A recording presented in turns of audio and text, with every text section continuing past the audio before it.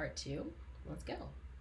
So let me hop on over to Blackboard. Whoop. And just a moment ago, we were here in our syllabus with the discussion boards as the main source of participation.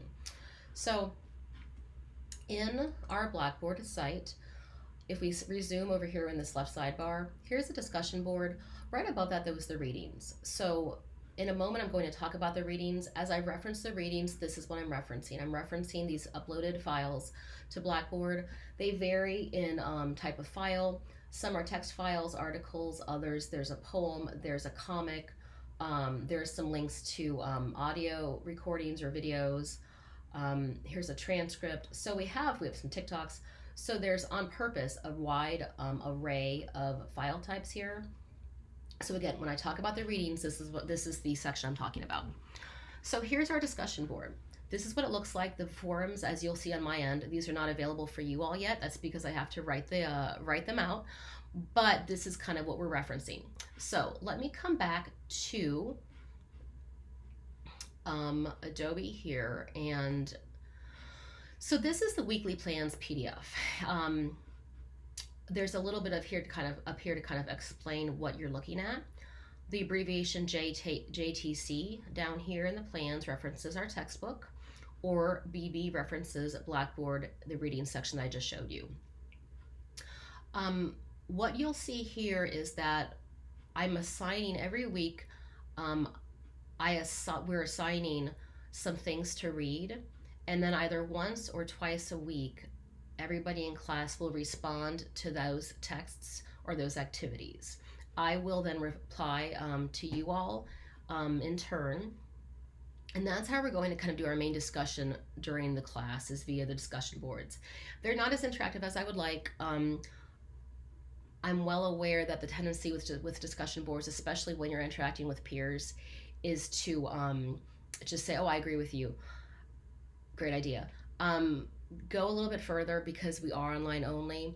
So I'll when I upload our first few discussion boards, I'll have some details about how many replies I would like you to give to classmates, how long and by when. So the reason I'm using the discussion boards in Blackboard is because they're native to Blackboard, and in consideration of everybody in class who are taking this class from different places in the country, apartments, coffee shops, etc. I want you to have I want everything to be in one place, centralized in Blackboard. There are other ways we could be doing our discussions, but I think Blackboard might be the easiest given the nature of our class and the fact that we have people in class who are literally spread out across the country, if not also around the world. So everything you have, every discussion board reply or the projects that you'll turn in, everything you're going to do for class to turn in is due by 11:59 Eastern Standard Time, which is essentially midnight. So if, for instance, we look here, the discussion for this week is due by Sunday the 28th. So that's this Sunday. So by Sunday night at midnight, technically 11:59 if you're a technical person, by 11:59 p.m. Eastern Standard Time, this Sunday the 28th, you'll post one question that you have pertaining to the syllabus or the videos, anything about this introduction, and I'll have an icebreaker that I'm going to ask you to also reply to as well. So you have until Sunday night to do this quote-unquote homework. And that'll be kind of what we do every week then. What I ask you to do is different. So right now these just say reply to prompt, because that was an easy placeholder for me as I was creating the schedule. I'll open up the discussion boards for the future weeks coming up in a few days. Some students like to work ahead. That's fine. If you want to work a few weeks ahead of time, given your other course schedules, that's fine. Otherwise, you don't have to work ahead. You just want to do the homework that's due whenever. So for instance, ours is going to be, again, our discussion board posts will be due this Sunday, this Sunday the 28th by 11:59. Next week, for example, by next Wednesday at 11:59 p.m., I'll have another prompt for you to do. That prompt here will be based on this reading right here. So as you look at our schedule, we're going straight down in a linear kind of downward fashion. So our homework for this week is right, I'm sorry, our work for this week is right here. Discussion replies due. Then you're going to read ahead. So what is rhetoric for next week? Using what is rhetoric from our textbook, that's what you're going to reply to next week on Wednesday the 1st, and so on. Going ahead again then, your homework then will be for the third week, will be reading these two, an excerpt from our textbook and then something that's in Blackboard. And then for week 3, your reply to this right here will be due Friday the 10th by 11:59 p.m., etc. Everything flows in that kind of same manner. Sometimes the parenthetical homework will be more specific, Blackboard, both poem and comic. That's just to help you see when you come back here what you're looking at. So the poem and comic are right here. So I've tried to kind of make sure that what you see in the syllabus matches up with what's on Blackboard. Your project due dates are in Blackboard, but they're also here in the syllabus. If you're a techie digital person, just save these PDFs. If you like to print things out, you might want to print these PDFs out, or at least note the due dates in your calendar or your phone or whatever. Project 1's due date is listed here, and on all the project due dates are highlighted. So Sunday, the 3rd of October, Project 1 will be due via Google Docs. You can submit the link in Blackboard here. You can submit the link here, or you can email it to me, as you all have my email address. So this will continue. Project 2 is going to be due the 31st of October. Given that that's going to be a pretty popular holiday for some people, you might want to get it done sooner. Project 3, November 7th. Project 4 is going to be December 12th, and then Project 5 is due the next day, December 13th, which is our last day of class. So this is these are our weekly plans, and then they correspond with our discussion boards here. Again, I'm going to open up week 1's discussion board by tonight, and then the other discussion boards I'll open kind of 2 or 3 at a time ahead of time, so that you can work ahead if you want to, or if you just want to glance at and see what the work looks like. To come back to our syllabus here, and we will have one conference, which will be kind of us zooming in together, and we'll talk about that about halfway through, in about 2-ish months. So this is just some information for you as to how I view my role here. Since we are in the middle of a pandemic, I'm very aware that this fall semester is hard for a lot of people, especially people who are taking some classes face to face. And you have to go back to campus. So I have that in mind. I'm very aware that we are all struggling right now. We're all doing our best to survive. So here's just some information to kind of guide you in your thinking. I'm here to help you succeed. That is my job. I'm here to help you. I'm here to work with you. That is my only goal. So there's some information here. 3 things I want to highlight. Turn in your work on time to the best of your abilities. I have a schedule because I do have to grade everything that you all turn in. So I do have to have time in my life to be able to know what's coming in so I can read it, give you feedback, and give you a grade. That said, there's a pandemic. People are sick. My cynical self is skeptical whether classes are going to remain face-to-face through Thanksgiving, given the Delta variant's viral nature. So I am flexible. I know that we really can't predict what's coming up in the next few weeks, let alone the next few months, let alone the next few weeks. I'm very flexible. If your schedule, if your work schedule, if your school schedule, if you get sick, if, God forbid, if a family member, a loved one gets sick, whatever happens, if you need more time on a project, please let me know.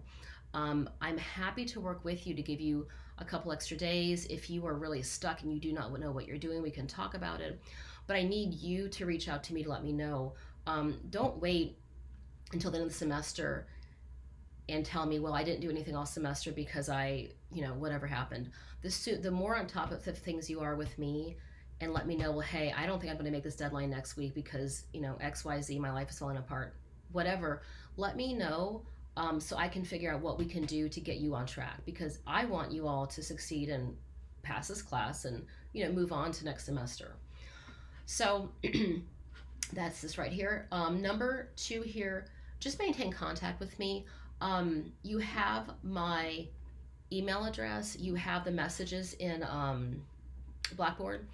So just let me know what's going on. So this dovetails from that first point. Um, my office door, so to speak, is always open. Not only during our Zoom office hours when I'm going to be there no matter what, but if you need to chat at other times, that's fine. Just let me know. I'm teaching online for a reason, so I have a lot of flexibility in my schedule in terms of meeting with you and talking with you. And then this third part here is something that I haven't had a lot of problems with, honestly, over my career teaching, but we do have to put it in our syllabus, so there it is. Do your own work, cite your sources. My opinion of students cheating is that most students cheat because they get desperate, not because students don't want to do the work or because students are lazy. I just don't have those beliefs, and it hasn't been my experience either. Our course, as you've kind of gotten a sense, I think, is scaffolded so that one project in the readings feed into the next and so on. So in other words, our class is scaffolded so that things are supported by the things before them. So as long as you're doing those readings and the project before, you should not get to the end of the semester and the research project and have nothing to turn in. If you've done those first three projects, the research project should flow somewhat naturally. Now obviously you're going to have to draft it, but it's doable. And again, if you get to the research project or even the annotated bibliography and you think, oh my gosh, I've hit a wall, I don't know what to do, don't just disappear from the course. Let me know how I can help you. We have librarians who are on campus or who can help you via the computer if you're not near campus or in New York. There are resources for you. And then lastly, two more notes. So one is regards to accessibility and accommodations. We have services on campus that can help you if you do need to register for accommodations. The Office of Services for Students with Disabilities, here's their email address. The SDS webpage also has more information. But I want to highlight this. Not all students want to always register officially or formally as having a disability. And that is for a couple different reasons. One is that sometimes people just don't want to disclose that they have the need for accommodations. That's fair enough. Another one is sometimes for fear of some kind of, I don't want to say retribution because that's not really the skill that we're looking at here, but sometimes students feel as if they register as having a disability or needing accommodations, that will be used against them further down the road somehow. That's not the case. No one in the office is going to, blacklist you or anything, but it's fair. If you don't want to register, that's fine. All I ask is that if you need accommodations, if there's a disability issue, if there's something going on, let me know how I can help you. Do you need me to break down project 4 into smaller deadlines for you? What do you need me to do? I will say that our readings, I've tried to be accessible. The letter that I have is an image that has alt text over it. The videos that we have, or the one video of the speech has a transcript that you can read if you don't want to read the video. And these videos, these two introductory videos, as well as the videos that I'll kind of post each week, will have closed captioning. So I'm trying to make this course accessible. If you need another aspect of the course made accessible differently, let me know, and I will be happy to figure it out and get it done.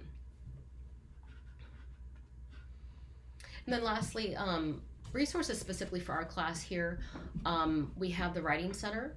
So they offer this semester is a little bit different from the past. They have 3 methods of consultation. They have an online session that's 50 minutes. They can do written or video feedback, and then they have online writing workshops. Information you can find at their website. The library, they have an excellent website, and their librarians are wonderful, really invested people. I mean, they want to help you. That's why they're there. Their link is here. The cool thing is, and this is something that not all universities have, your librarians have a chat feature on their website where if whatever stage you are at the research project, whether you're looking for sources, whether you don't know you've forgotten how to use the search bar, which we have a little kind of online guide for, but if you forget what how to search for things in the databases, if you forget what peer reviewed means, anything like that, On the library website, there's a little chat box, chat with the librarian. That's available 24/7, 365. Now, during Monday through Friday, during the kind of the workday hours, the librarians in the chat box are going to be from Baruch. Most of them will be at Baruch.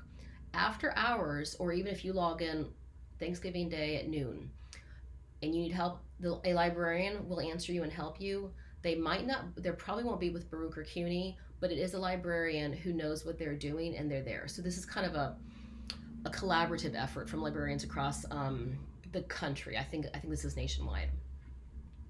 And lastly, again, this is a pandemic. I'm aware this is a pandemic. Even outside of a pandemic, people struggle, and that's nothing to be ashamed of.